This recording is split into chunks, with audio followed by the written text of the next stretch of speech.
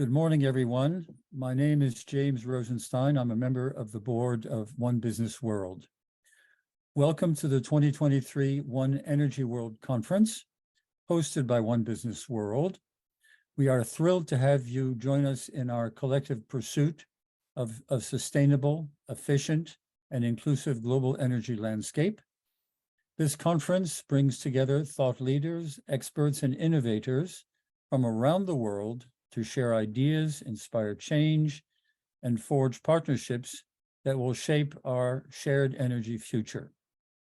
It is a pleasure for me to introduce Gabriel Thoumi, the CEO of Responsible Alpha, and Lis Nelis, Senior Managing Consultant at Ramboll. They will be discussing energy and natural capital accounting. I hand over to you. Thanks you, James, and thank you, Stelios, and especially thank you, Lis. It's such a pleasure to be on a panel with you together, something I'd hoped to do for many years. Today, we're going to talk about a very serious subject matter that may not necessarily be on your balance sheet, on your income statement, in your boardroom, or an issue that you're reporting to today. But it's in the background of what's happening or as we move towards a sustainable and low carbon and equitable future. The context around energy and natural capital, I'll be setting that, and Lis will provide detailed technical comments. First of all, we're in the middle of the sixth great extinction. The extinction rate right now exceeds the rate that climate change is occurring versus a natural background. The rate of climate change, for example, is 16 times greater than we have observed when it's not been influenced by human behavior. The extinction rate we are facing right now is 10,000 times the natural background, natural rate. So we are in the great extinction. It's a crisis that could be even greater than what we're facing daily on climate change. As a result, the United Nations Environment Program is suggesting that we need $8.1 trillion of investment by 2050. That's $530 billion a year, simply in order to mitigate the risks between the pillar of climate change, biodiversity, and land degradation. So then I ask you, as investors, as people who work at institutions in the private sector, or civil society, or non-governmental organizations and non-profit organization individuals, why does natural capital accounting matter? Well, the White House, just a couple months ago, their Office of Management and Budget, along with the Office of Science and Technology and the Department of Commerce, released a strategic plan to incorporate natural capital accounting into budgetary analysis throughout the US government. Their premise, natural capital, which is both biotic and abiotic, is the basis of economic wealth that we have in the United States. You think of three pillars: natural capital, social capital, and economic capital. And that's the structure of the Sustainable Development Goals. You think of that, therefore, we need to have a strong foundation to our economic house for us to mitigate and address climate change and other related issues. So the working group has developed a strategic plan. They're creating a system of statistics for environmental and economic decision-making. They're creating a leadership platform across the US government. They're incorporating natural capital accounts into national economic accounts. They're developing a US system of statistics for environmental and economic integration. And they're creating an administrative coordinated body across the Department of Commerce and other divisions in the US government to develop this platform and administrate the platform for natural capital accounting across the US government. Still, this may be an abstract idea. But remember, with climate change, extreme weather means the wet gets wetter and the dry gets drier. We see that in my home state, where in the process of 2 weeks, it went from in Celsius, minus 20 Celsius, to 30 Celsius, back to 0. I'm from the state of Minnesota. Think of what that does not only to my energy budget. Do I have to turn on the air conditioning? Do I have to turn on the furnace? What am I going to do? But think of what that does to the vascular ability of plants and crops to survive. Does a farmer plant winter wheat, or does the farmer have to plant summer wheat? What is going on? That is unfortunately a dark joke that we are living through as the convergence of this poly-crisis, climate change, biodiversity collapse, and other crises come together into mutually accelerating crises that are occurring at the same time. So we see this in disease vectors. There are many examples. As the ocean warms much more rapidly than our land, if you look at a BTU as a unit, what we find, for example, in one day off of Vancouver, in July 27, 2021, over 1 billion shellfish died. They cooked to death. The ocean was that warm. What does that do to economic, what does that do to industry? Again, climate change, climate is related to natural capital accounting. As the climate gets wetter, the wet gets wetter and the dry gets drier, we have more extreme weather that impacts natural capital accounting.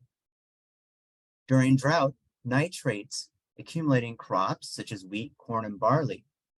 And too much nitrates, we then digest too much nitrates, which inhibits our blood to carry oxygen. That's not good. We also have diseases that are occurring from a natural capital perspective throughout our agriculture sector. Soybean sudden death syndrome is the #1 soybean fungal disease in the United States. These diseases are not limited just to the United States and natural capital accounting in the United States and its intersection with energy. These are also global, and they also impact corporations. I have a very good example that I'll be sharing. It's a confidential example that I believe I can share shortly. Aflatoxin, for example, creates an economic loss of about $95 billion a year. Aflatoxin, think of mold. Think of mold on peanuts. Well, in many parts of the world, not because of poor processing or manufacturing, simply because of increasing vectors related to climate change and biodiversity loss, we get an increase of toxins in our food supply. And this means that at this point, 25% of the world's crop area is impacted by toxins. That creates about 90,000 cases of liver cancer a year, which is 30% of the liver cancer globally. We see similar disease vectors occurring around coffee production and other agricultural products. So again, natural capital accounting is important because it has subsequent direct impacts on the economics of either countries or on business. And I'll briefly provide one example on each. In 2019, I was working in Argentina, and my team and we forecasted the Argentinian debt default because of the soybean crisis they'd had. The third largest soybean producer in the world, and 60% of Argentina's exports are from biotic natural capital. So Argentina is the world's farm. Well, when soybean market crashes because soybean production is halted due to extreme weather, and which is both wet, the wet gets wetter and the dry gets drier. Therefore, what that means is that the central bank in Argentina no longer collected receipts from the sale of soybeans to Europe or to soy-based energy products like biodiesel to Europe. That was $1 billion annual loss to their national treasury. And it's a key reason why the government in July and August of 2019 was unable to pay salaries for teachers and for the people in the medical field. And thus, when the when the election occurred in October and November that year, it was both a default because they could not make their international loan, because they could not pay off their international loans, and a change of government. Finally, another example is the candy maker Mars. Why does Mars only source peanuts, right? That go into their brands? Because from only 8% of the world's crop, because 92% of the world's crop has toxins. Those toxic disease vectors are increasing, and it's a function of the intersection of climate change, the great extinction and biodiversity loss, as these two crises start to collide and increase risk to society. This is why it's very important if you're in energy markets, or if you're working to mitigate climate change, to consider the crisis of the sixth great extinction. That's my premise. That's the background. Over to you, Lis. Thanks. So now the question is, what are businesses doing about this? And how are we trying to mitigate this loss in biodiversity through business practices? And there are a couple of ways that we're doing that. So first, there's the acknowledgement that natural capital even exists does not usually fall into the business purview. So natural capital exists, it's on all of the properties that you own. Even in very urban areas, there is natural capital. There are insects and birds that come through. That is a piece of natural capital. However, now as governments are acknowledging this, and as international bodies are acknowledging this, there are also regulations that are starting to come to the front that we are going to have to deal with as corporations. And one of the currently voluntary standards and guidance out there is the Task Force on Nature-Related Financial Disclosures. The whole point of this is to really integrate the risk to nature and the risk to your corporation from nature, and so that corporations understand that, and so that their stakeholders and their boards understand this as well. Their shareholders understand this as well. This is a big change, and corporations are starting now to try to figure out how they are going to be reporting on this. I think Gabriel also has been working on this with some of his clients. And what corporations need to do is to start making a roadmap of their internal processes. Where are your sites? Where are those sites located in terms of biodiversity hotspots, areas that are going to be degraded, are rapidly degrading? Where are the risks to your production line? So for example, if a corporation is dependent upon water, is the source that you're getting the water from going to continue to be there? And what is your effect on the source of water that you are relying on? What are the risks to your shareholders and to your stakeholders if that water dries up? This is a huge accounting process that is ongoing right now. Gabriel, do you want to chip in and talk a little bit more about how you're working with this with clients? Thank you, Lis. Our clients are interested in natural capital accounting because it creates a foundation building block for risk management. They're both looking at the risk management of the organization. Think of big G for governance, but also little g for supply chains.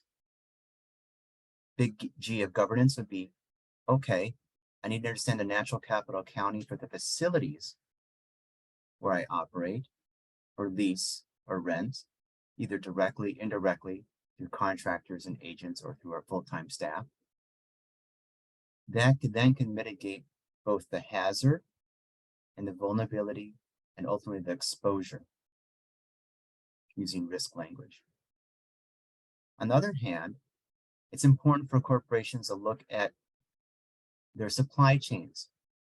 We see supply chains now going from just in time instead to just in case, because supply chain fragility is increasing as a function of various factors, whether interest rates are increasing, geopolitical tensions, but also because of climate change and biodiversity collapse.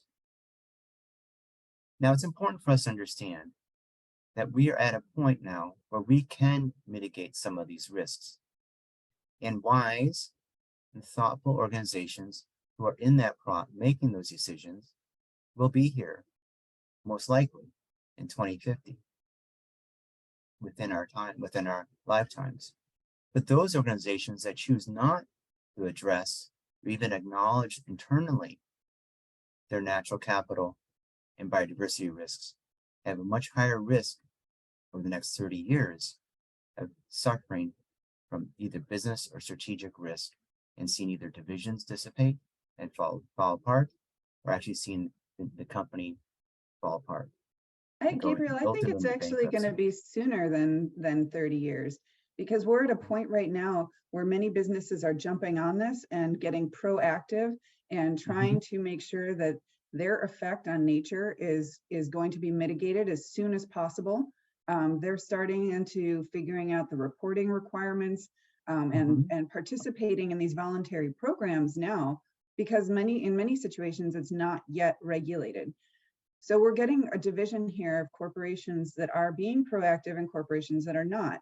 And there's going to be there's just going to be a division in social acceptance of corporations, as well as not only can they put out that they are nature positive or are trying to deal with their effect on natural capital, but it's going to become much clearer shortly which corporations are actually doing that and which are trying to greenwash and look like they're doing that. Because there are corporations that are starting to have actual data and actual reporting results about their effect on biodiversity. And so this is a point now where the real effect to biodiversity may be in 30 years or 50 years, but the effect to businesses and to social acceptance and social acceptance and support of businesses is going to change sooner than that, I think. Absolutely, I completely agree, Lis. 30 years is a long-term time frame, and I suspect that many companies will suffer or grow in the short term. And I mean, we're not suggesting that you have to be doing this in the next year, but it seemed it is good. It would be good to start working on that roadmap and figuring out where you want to be in 30 years now, so that as reporting gets more required in different governmental organizations, that you are able to show progress, you're able to show a plan, and you're able to show what you've done so far. And that's going to be important for stakeholders as well. Very true. But we can step back and look at historically of companies that have suffered from natural capital accounting risks. And I can think of one that went into bankruptcy. The energy trader Noble Group in 2013 was one of the 100 largest companies in the world by revenue. By 2017, the company had contracted significantly for various reasons, and they had a 200,000 acre concession for palm oil in Indonesia. They misreported their natural capital risks associated with that property in their financial statements. A CPA and myself, we did a forensic financial analysis of Noble Group, demonstrating that their financial accounts were inaccurate as they were linked to natural capital. We contacted Noble Group, and a couple of weeks later, they had an $80 million impairment. At that time, the market capitalization of the company had contracted from $10 billion in 2013 to $325 million in 2017. With the $80 million impairment, the market cap continued to collapse, and the company then went into bankruptcy. The thesis here is that we can see natural capital accounting risks in financial statements. They're hidden, but they're in front, but they're right in front of you. You have to read the financial accounts. So an assignment or a task, if I wear my lecturer hat where I teach at Johns Hopkins, would be for the audience to consider that in front of you today, we may be the only two, or one of very few ecologists that work in the private sector and on Wall Street. There are very few of us. We are those who understand the modeling, we can interpret the modeling into business plain speak so you can take actions to mitigate risks for your firm. So over to you, Lis. Yeah, so some of the actions that you should be thinking about taking to bring this back to the practical is you should start with accounting. So where are your facilities? Where are they located? What are the risks associated with each facility? And then start taking baseline data. So look at the facilities that are the highest risk and start there, the lowest hanging fruit, and get baselines for those areas. What is the biodiversity currently? And then think about an action plan to go forward to increase biodiversity in those sites, or at least not lose biodiversity as a shorter stop. And then as you're planning on future expansions or future changes, just keeping in mind the restoration hierarchy to avoid first, if you can, if there are areas of less natural capital that you could work in, that would be a prioritization. Then to minimize, if you are going to reduce biodiversity, minimize what you're going to reduce, restore, and offset. That's at the beginning, that's your action plan. And then once you have figured out what the difference is going to be between the biodiversity goals that your corporation is setting and the biodiversity that you have at all of your sites, then you can start trying to figure out what is the company target? Are you going to try to make these targets? And you can get economists involved, environmental economists, that can start helping you figure out how much money it's going to be to achieve your goals and to value the natural capital that you already have on site as well. So the first step is to start the accounting, and probably at the same time to start figuring out what your corporate goals are going to be. How much of a positive impact do you plan on having? Are you just going to try to stop at no net loss, which is a reasonable goal and is what is legally required in many places in the world? Or are you going to try to get net gain, which is also legally required in some places, like in England right now? Net gain in biodiversity is required at all new construction sites. So as you're doing this process, just think about the future reporting and look into what you're going to be required to do and try to follow one of the frameworks that's already out there. You don't have to reinvent the wheel. There's the task force on nature-related financial disclosures. There's also science-based targets for nature, and there are other guidances out there that can help you structure the way that you are looking at your own business and your own risks to the environment and also from the environment. Back to you, Gabriel. Well, thank you all very much. Lis provided a wonderful summary of next steps. Obviously, if you wish to contact us, please do. We're here to help you on your transition to a nature-positive business. Thank you very much to Stelios and to James for hosting us today. And let's go get this done. Thank you.